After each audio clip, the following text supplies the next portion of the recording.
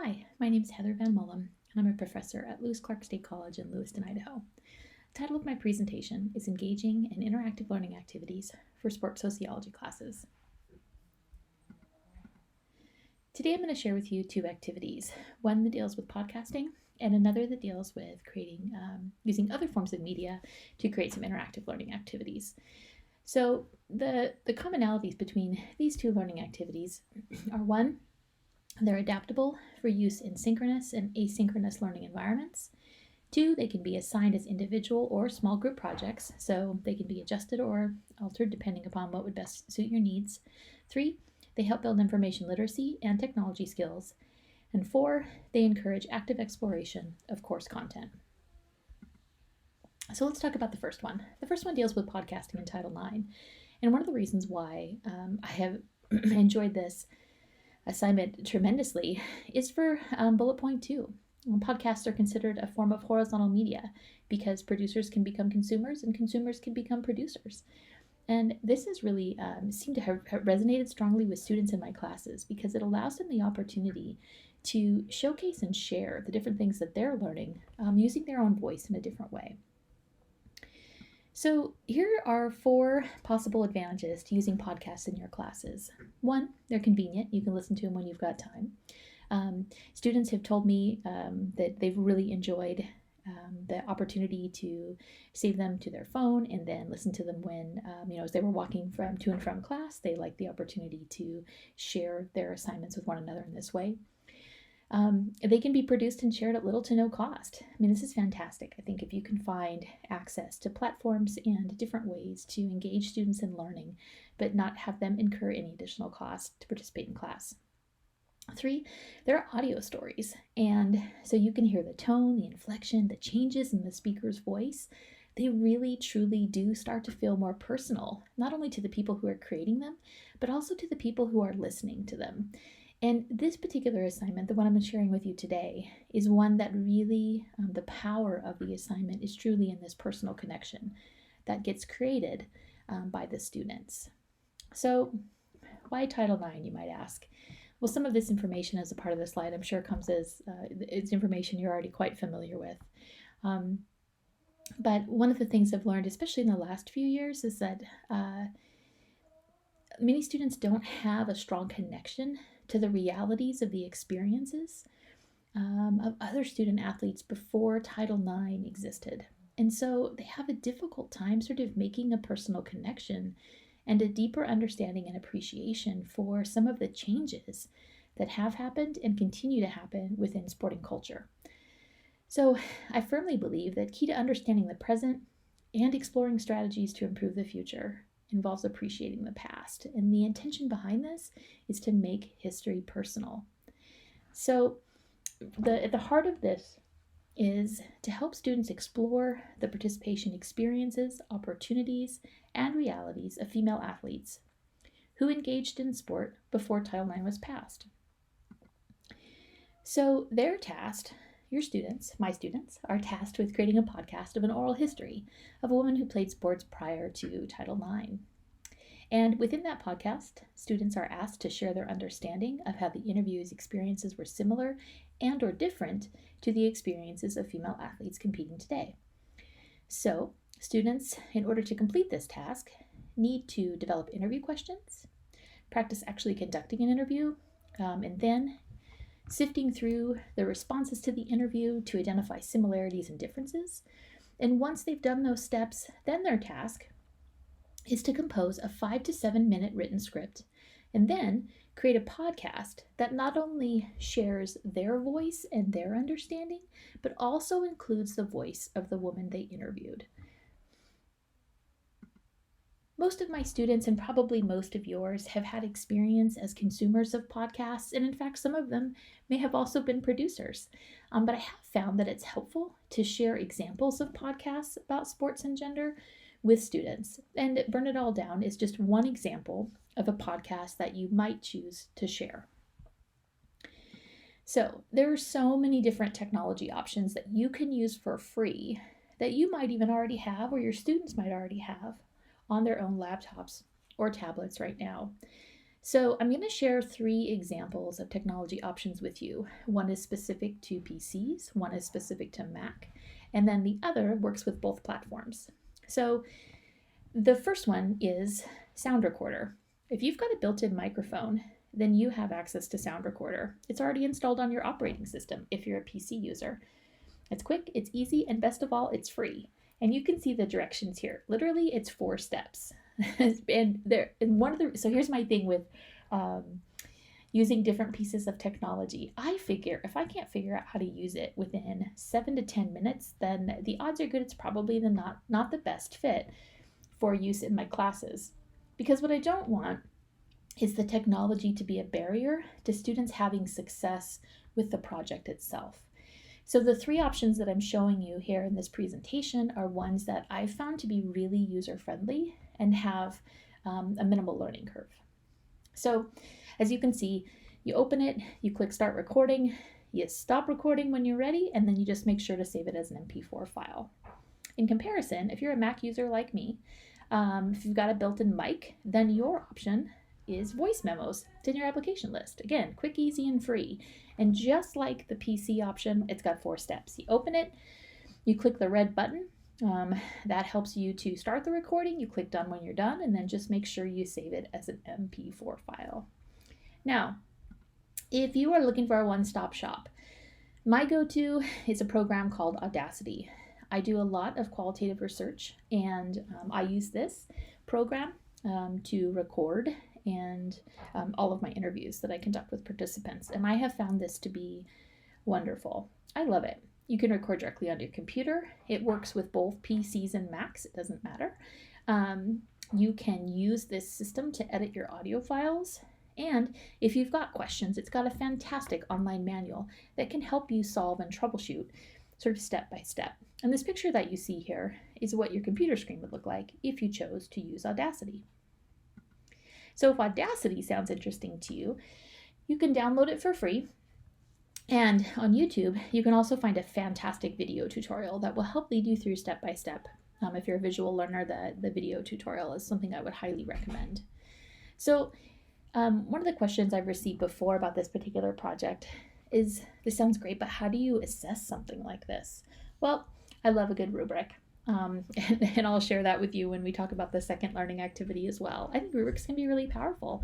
They help students to understand what's expected of them, and they can see how the points are allocated, but then it also helps you to focus your thoughts when it comes time to grade the excellent student work that's produced. So some different things to consider. One is length of time. Did they meet your expectation for 5 to 7 minutes? Is it organized well? Is it clear what it is they're trying to share? And were they able to incorporate key content components?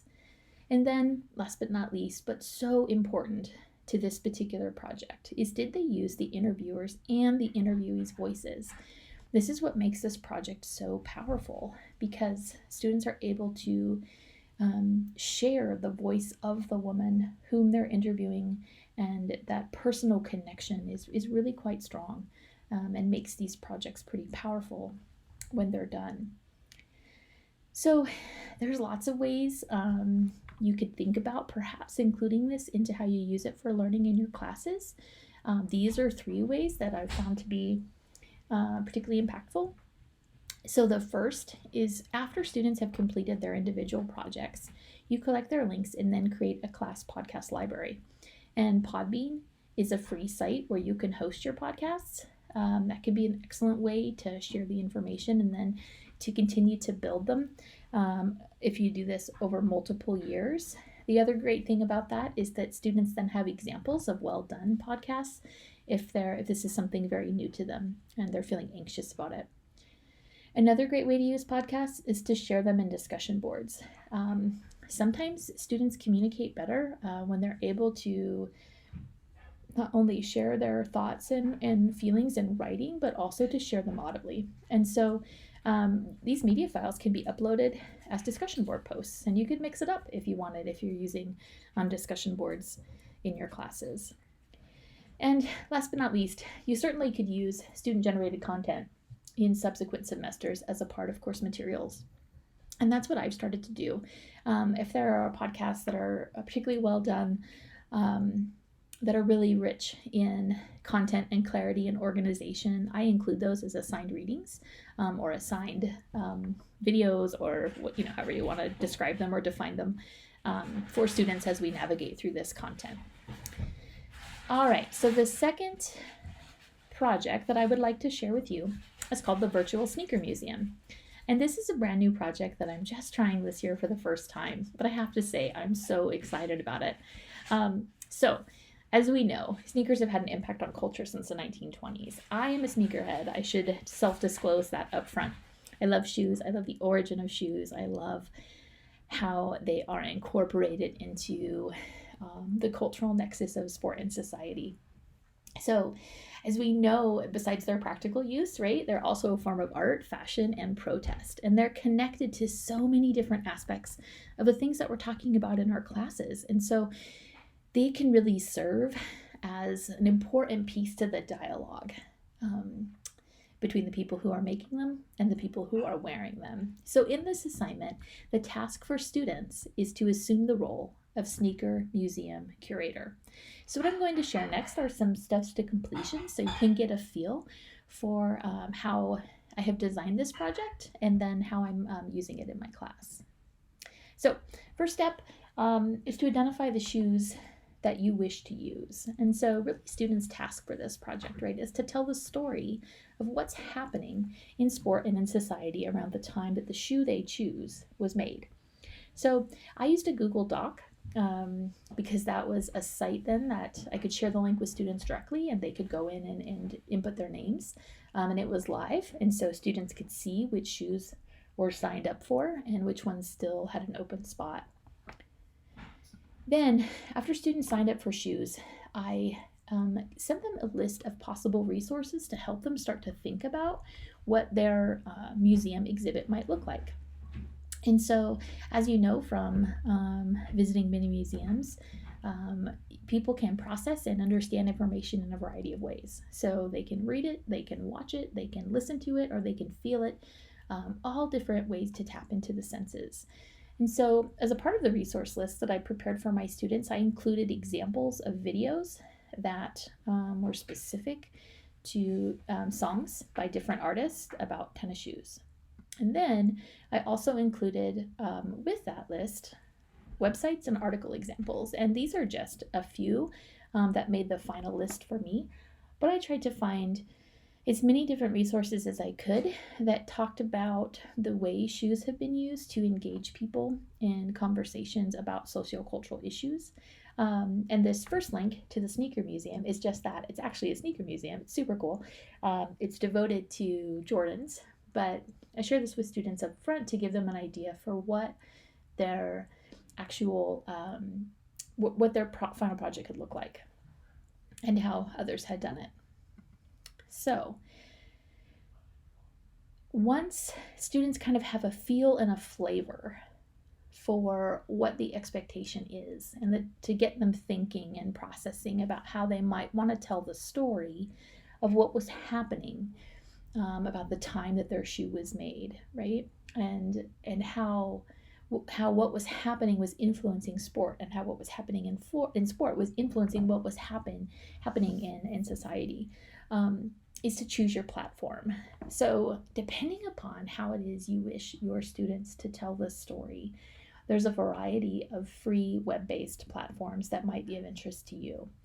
So the one I chose was Timeline.js, and I chose this one for some specific reasons, which I'll share in just a moment. But if you want to make videos, Adobe Spark is awesome. It creates videos that are things like you would see on Instagram. So they're short, they're bright, they're colorful. You can insert sound and transitions, and it's free. Podbean, as I shared before with podcasting, is another example. WordPress, if you would rather more do like a blog format, would be an excellent resource. So I chose Timeline because I wanted students to be able to share sort of the evolution and the ebb and the flow of what was happening in sport and outside of sport as they try to craft their story. And timeline is pretty powerful because it allows, and it's free, right? But it allows students to create this timeline in a virtual space, which gives them the flexibility to not only share this information through written text, but also to include pictures or podcasts or videos, because pictures really can be worth 1,000 words. So once you settle on what platform it is you want to use, here's the structure of how I designed the assignment itself in my class. So students want to tell the story of their shoe, and so I asked them to identify and explain 4 examples of things that were happening socially, politically, and economically within the decade in which their shoe was created and sold or released, but then also 4 things that happened in the decades prior. So what sort of things were happening historically that might have influenced sport and society and ultimately the design of the shoe they chose. After they identified each of those 16 components, then their task was to find a picture, a video, or a podcast that illustrated, supported, enhanced, whatever, the information shared in each of the 16 examples from those 4 different categories. So Timeline.js is pretty cool because you build, the way that it's structured is you build your actual timeline using a Google Sheet. And so Timeline.js has the Excel spreadsheet already laid out. You just simply input in your information. And for things that you're linking to that are on the web, you share the URLs. And once it's done, the system itself works with Google to create the interactive timeline. So when students are finished creating their timeline, I ask them to submit the digital link to their timeline and their reference page for all their sources through the course LMS submission link. And then what do we do with them after it's done? Well, my plan is to create a space where I can host these different projects. So similar to what I shared before, where I have a class podcast page, I'm also going to build a web page where I can host these different projects by decade. And then we have essentially created our own sneaker museum for my respective class for this semester. And then the plan is to use these throughout the remainder of the class as a way for students to go look for something within one of them to answer for in-class participation points, or to use as assigned reading or interactive activities prior to coming to class based upon the topic that it is we'll be discussing that day. So, ways to assess. So as I shared before, I love a good rubric. That's for sure. And so different things that might go into your rubric. So in mine are things like organization, clarity. Did they get those 16 different ideas from those 4 different content areas included? Did they have them in chronological order? And did they use appropriate resources from which to generate or create their project? And then I'm really excited to see, because these are so interactive, if they will resonate with students as we use them throughout the remainder of the semester. So I hope that these are some ideas you might consider, or perhaps you're already doing something like this. I would love to learn about the things that you're doing in your classes, to engage students and to help them think critically about how all these different puzzle pieces fit together to help us understand what's happening within sport and society. So I hope this was helpful. I hope it generated some ideas for you. And should you want to talk about this more, that would be awesome. Again, my name is Heather Van Mullum, and I work at Lewis Clark State College in the Movement and Sports Sciences Division. Thank you.